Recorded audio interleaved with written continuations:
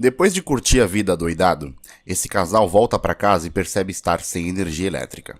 Eles encontram essa caixa misteriosa em seu quarto, mas do que se tratava nem Larry nem Dina sabiam. Porém, o conteúdo da caixa se moveu de forma brusca, deixando os dois com a pulga atrás da orelha, mas curiosos por verificar o que era. Ao abrirem-na, eles descobrem algo apavorante, mas não tão assustador quanto eles terem sido interpelados pela presença de uma pessoa que os domina e faz sua vida tornarem-se tabu. Olá pessoas, aqui quem fala é o Juquiba e o assunto vai ser sempre terror. E antes de qualquer coisa, preciso continuar sugerindo a vocês que curtam a página do IPN aqui no Facebook, porque é só lá e apenas lá que vocês vão saber qual o próximo filme que esse canal vai revisar. Também devo encarecidamente solicitar que vocês ativem as notificações no celular para que vocês não percam os vídeos que eu lançar por falta de aviso. Tudo bem que eu lanço vídeo uma vez na vida e outra na morte, mas aí quando eu lançar o vídeo na vida, vocês não o perdem por falta de notificação. Na tela também eu sugiro o nosso Instagram, por onde a gente vai ser muito mais ativo, fazendo lives, respondendo perguntas dos fãs de horror, e eu preciso muito que vocês sigam a gente no Instagram para expandir cada vez mais o público deste canal. Então, sem mais enrolações, vocês já sabem que mais detalhes vêm no final do vídeo, vocês já sabem que esse vídeo tem spoiler, que é a revelação final do enredo. Então, preparados ou não, partiu!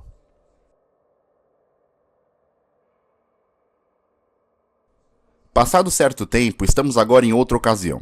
Observem atentamente que a família Chase está de saída para uma viagem de férias. Esperavam apenas o anoitecer e o terminar de alguns serviços pontuais de manutenção em sua casa, delegados ao ex-detento Arkin O'Brien. Como vocês podem ver, ele era bastante querido pela família que confiava a ele esses serviços necessários. E nesse dia específico, 2 dedetizadores também cuidavam das pragas no jardim da propriedade. Só que o Arkin, ele tinha uma vida também. Apesar de sua linda filha, o casamento dele passava por maus bocados desde que sua esposa se enfiou numa dívida sobre a qual não era capaz de pagar. A situação era difícil e todo o dinheiro que Arkin ganhava pelo dia trabalhado na casa dos Chase foi para a esposa, mas não era o suficiente para cobrir o que ela devia. Desesperado com a ideia da mulher sumir para fugir dos agiotas, junto com sua filha, o Arkin resolveu assumir a bronca e negociar olho no olho com o algoz da esposa, e este, por sua vez, sugere que o rapaz assalte uma casa. O problema aqui, senhoras e senhores, é que a casa sugerida no assalto não era uma casa qualquer, mas sim a dos Chase, família que confiava em Arkin pelo seu eficiente trabalho e que convenientemente teria saído de férias naquela mesma noite em que essa conversa acontecia. A título de curiosidade, a família Chase era bastante rica e tradicional na região. Eles eram donos de uma importante joalheria, um negócio talvez herdado pela matriarca, que foi a primeira mulher a ser promotora geral do estado. Essa família era composta por Michael, Victoria e seus 2 filhos Jill e Hannah, que, não que importe agora, mas como dissemos, saíram esta noite para passar as férias longe do lar. A conversa de Arkin com o agiota, no entanto, não rendeu nenhum acordo. Houveram divergências na porcentagem da divisão, pois o alvo do roubo seria uma pedra bastante preciosa, um rubi, mantido no cofre da casa dos Chase, o que certamente mataria a dívida da mulher dele com o agiota, e sobre a quantia restante não houve acordo de divisão. Então, senhoras e senhores, Arkin vai pôr a mão na massa para roubar a joia, de modo que ele se viraria depois sobre como e por quanto vendê-la, e por fim, livrar o nome da esposa. Ele entra na casa. O silêncio e a escuridão encontradas pareciam confirmar que ela estava vazia, e, portanto, ele poderia seguir em frente. O cofre estava alojado atrás do espelho no quarto de Michael e Victoria, e pacientemente teve sua combinação analisada por Arkin, que... Alguém voltou para casa. Isso não era para acontecer. Alguém entrou na casa, mas a família Chase deveria ter saído de férias naquela altura. Então, quem diabos acabava de entrar ali? Deve mesmo ser o cúmulo do azar ter a propriedade invadida por 2 assaltantes independentes um do outro na mesma noite, mas esse segundo que acabava de entrar com chave não parecia ter interesse nos bens materiais daquela casa. Gente, o Michael, o pai da família, surgiu do nada, ferido e todo ensanguentado, e ao ver Arkin se escondendo no armário, ele imaginou que era ele, Arkin, quem orquestrou aquele ataque feito contra ele, mas a gente sabe que não era. Inconformado por acreditar que seu funcionário de confiança era um traidor, ele tentou pegar um taco de golfe para contra-atacar, mas foi acometido por uma armadilha extremamente precisa e calculada, organizada por alguém que não gostaria que seus planos fossem contrariados. Bom, Evidentemente, ao ver aquilo, o Arkin pensou em picar a mula de lá. Mas mesmo suas tentativas de fuga também eram frustradas por armadilhas, que aos poucos, nós vamos ver, estavam montadas por toda a extensão da casa. Até então ele não havia visto o algoz, mas testemunhou o anfitrião sendo pego por essa arapuca. Então, não poderia ser obra dos Chase também. Havia mais alguém dentro daquela casa, sobre quem ele precisava ter muito cuidado por onde passar e evitar barulhos, o que, dado o campo minado que aquela casa agora se apresentava, não seria tarefa fácil.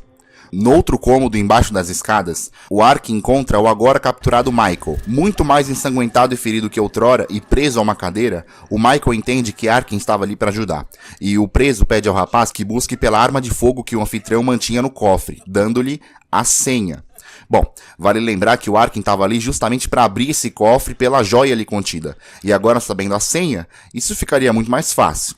Antes disso, em outro setor deste mesmo cômodo, ele encontra a Victoria vendada, amarrada e amordaçada numa banheira e lhe prometeu ajuda para sair dali, tal como ofereceu ao Michael. O grito estratégico de Victoria faria o intruso, o outro intruso, voltar até lá pela verificação, e isso daria a Arkin tempo necessário para acessar o cofre, pegar a arma e pegar a pedra. Só que armas de fogo não funcionam sem munição. Então, nessa busca pelas balas, ele encontrou uma caixa vermelha bastante similar à caixa encontrada por Larry noites atrás. Dentro da caixa, senhoras e senhores, pasmem!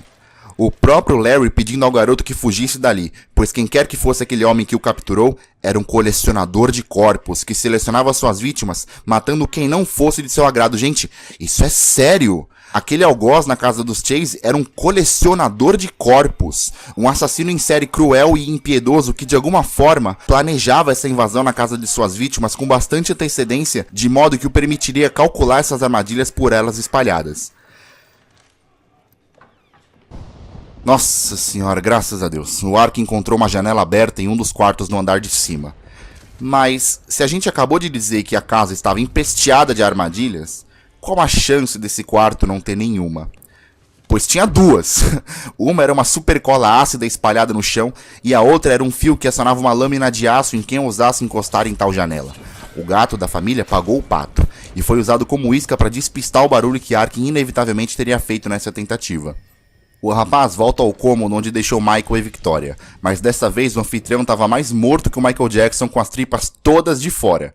Pelo menos Victoria ainda estava viva, mas observar seu marido morto daquela forma fez a mulher surtar, e na fuga, dar de cara com o assassino que não teve misericórdia em acertar-lhe algumas facadas na pança, ainda sem matá-la. Gente, observem a inexpressão do assassino que, mesmo usando uma máscara de látex, se preocupou em libertar essa pequena aranha moribunda. Observem, pelo amor de Deus, o olhar doentio e apavorantemente brilhante sobre o qual era visivelmente desprovido de misericórdia. Enquanto o colecionador costurava a boca de Victoria para impedi-la de continuar gritando, matando a mulher nesse processo, Arkin passou desapercebido e tentava pelo andar de cima arrebentar as tábuas na janela de um dos quartos, quando ele ouviu uma buzina. Meu Deus, a Jill e o namoradinho dela estavam namorando no carro e resolveram entrar para terminar o serviço, mas a essa altura o assassino já esperava por eles do lado de dentro. Enquanto se amassavam na mesa da cozinha, Jill conseguiu ver o colecionador à espreita observando o casal em suas preliminares. Quando isso aconteceu, senhoras e senhores, o vilão mascarado veio ao seu confronto, levando o namorado da menina pra vala num primeiro momento, e em seguida, travando uma batalha bastante física com Jill, que tentava chamar a polícia pelo celular durante o confronto, mas em questão de minutos, também foi pra casa do caralho em mais uma das armadilhas montadas pelo algoz. No andar de cima, o Arkin conseguiu arrebentar o vidro de um dos quartos e se viu livre desse pesadelo mortal enquanto corria pelo gramado. Porém, de uma janela nesse segundo andar ele avistou a pequena Hannah desesperada por ajuda, sozinha dentro de casa sem perspectiva de socorro iminente. Arkin não resistiu. Ele voltou para o interior da casa pelo socorro da garota, e agora, uma vez lá dentro junto com ela, ele buscaria outra maneira de sair de lá. O colecionador, no entanto, também não era idiota. Veja que, nessa tentativa de contra-ataque, Arkin e Hannah tentavam eletrocutá-lo, mas ele usou Larry como isca e subverteu essa tentativa, nocauteando Arkin com um soco na face, enquanto Hannah descia ao primeiro andar pelo duto da lavanderia. Isso significa dizer que Arkin foi capturado, apesar de tudo. Desacordado e bastante ferido, ele foi levado a esse porão sob as escadas e, imobilizado com cabos de aço e ganchos presos à pele, sob tortura, ele sabia que Hannah estava escondida por perto e, em tom sugestivo, pediu que ela fugisse, o que não foi muito inteligente. Não foi inteligente porque se ele pede para ela fugir, significa que ela tá por ali. E se ela tá por ali, o colecionador deveria encontrá-la. Nesse instante, porém, senhoras e senhores, rigorosamente nesse instante, uma viatura da polícia local chega à propriedade como resposta àquela chamada incompleta feita por Jill enquanto confrontava o assassino. O policial pela janela percebe que há algo de errado e vasculha o perímetro até encontrar o algoz. O colecionador, no entanto, não demoraria nem 2 minutos para cometer o policial, mas essa distração deu tempo suficiente para Arkin e Hannah, lá dentro da casa, prepararem sua última investida. Tensão, pessoas, tensão, porque o assassino agora trazia seu raivoso cão que acabou de dilacerar o policial lá fora, e seu faro com certeza o auxiliaria a encontrar Arkin e Hannah dentro da casa.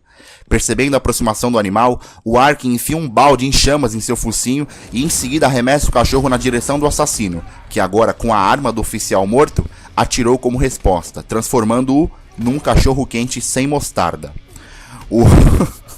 Um confronto bastante rígido entre os dois é travado na cozinha, mas termina com o Arkin na vantagem.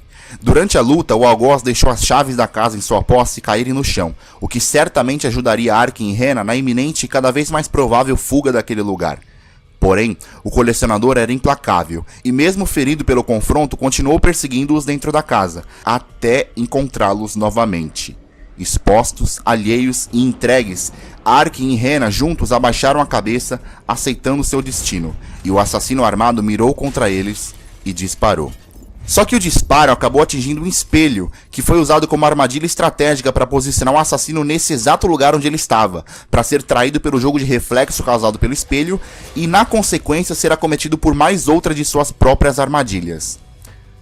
Ferido, mas não vencido, o colecionador observa Arkin e Hannah escaparem daquele lugar e irem de encontro a um comboio da polícia que àquela altura dava falta do policial que acabou morrendo nesse pesadelo mortal. Arkin percebe a polícia se aproximando e se joga numa das viaturas para chamar-lhes a atenção. E aqui, senhoras e senhores, poder-se-ia dar fim ao verdadeiro pior dia da vida de Arkin e, por que não, da pequena Hannah. O colecionador de corpos, ou originalmente The Collector, é o primeiro... Peraí, não acabou.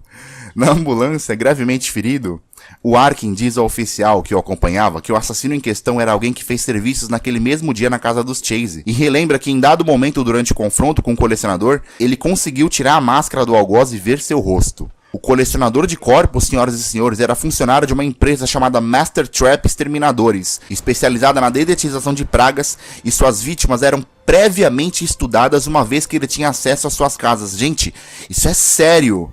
O assassino não tinha identidade conhecida até então, mas eu acho que vi alguém que atenderia essas especificações. A casa dos Chase, onde o assassino precisou ficar para se esconder da polícia, explodiu em chamas, o que presumiria sua morte a partir de então. Hannah foi levada pela polícia em segurança e o Arkin, na ambulância, ainda com a preciosa pedra em sua posse, já visualizava seu futuro longe das dívidas da mulher, reunindo novamente a família de quem ele tanto amava. Ufa! Nossa, chega a ser bom quando esses filmes de terror acabam bem. Meu Deus, meu Deus, não é possível. Senhoras e senhores, pasmem! A ambulância que transportava Arkin ao hospital foi tombada por outro veículo em meio à estrada. E suspenso no ar, ele pôde perceber que o colecionador abriu a porta do resgate e o levou pra fora, na chuva. Gente, isso é sério! O assassino novamente nocauteia o rapaz e o coloca em uma de suas caixas, onde fará de Arkin mais um corpo a ser colecionado, cujo paradeiro se tornaria desconhecido e a real identidade do algoz, um verdadeiro tabu. Agora sim, o Colecionador de Corpos, ou originalmente The Collector, é o primeiro filme da, por enquanto, duologia de terror slasher The Collect. Esse nome não existe, tá? Mas eu já explico o porquê de usá-lo. Tendo essa primeira parte sido lançada em 2009, produzida pela Fortress Features, New Art Logic, Imaginary Entertainment Group, distribuída pela Freestyle Releasing em parceria com a LD Entertainment e com selo R de classificação indicativa. Aos bolsos da bilheteria, o longa foi nulo, pois sua distribuição atingiu apenas os mercados de home media, onde, aqui sim, conseguiu alcançar pouco mais de 9 milhões de dólares em arrecadação. Eu digo que o nome da franquia é The Collect porque a primeira parte se chama The Collector e a segunda parte se chama The Collection, então tendo em comum essa primeira parte da palavra collect. Ao IMDb, a produção chega a uma boa média de 6.4, ou seja, nota azul, e uma aprovação de 29% no Rotten, que são parâmetros populares de avaliação. Em relação à crítica especializada, ela observa o longa com bons olhos, alertando para o clima de suspense impactante que a ambientação escura oferece, aliada à tensão contextual provocada por uma inquietante trilha sonora. Existe um final alternativo da produção, rodando aí na tela, em que, ao invés de voltar para ajudar a pequena Hannah, o Arkin simplesmente oferece-lhe os dedos do meio e vaza com a pedra preciosa. Alguns portais determinam que esse final dramaturgicamente seria a melhor escolha, mas se perderia muito a intenção do fato final. É importante destacar que há por diversas pessoas uma confusão inerente com um filme chamado Colecionador de Ossos, lançado em 99. E essa confusão deve ser evitada, pois se tratam de filmes totalmente distintos, de enredos que nem chegam perto um do outro. Na minha opinião, o filme é ótimo e consegue prender quem assiste do início ao fim em suspense, mas ele praticamente nada oferece ao espectador para desmistificar a motivação de seu vilão, como o porquê ele fazia aquilo, informação que parece ter sido delegada na sequência e que logo logo estará no ar aqui no iPanic. Comigo, o Colecionador de Corpos tem nota 8. Se vocês gostaram do vídeo, por favor, cliquem em gostei e se inscrevam no canal para levá-lo adiante. Repassem aos seus amigos, principalmente aqueles que curtem filmes de terror, e fiquem na paz.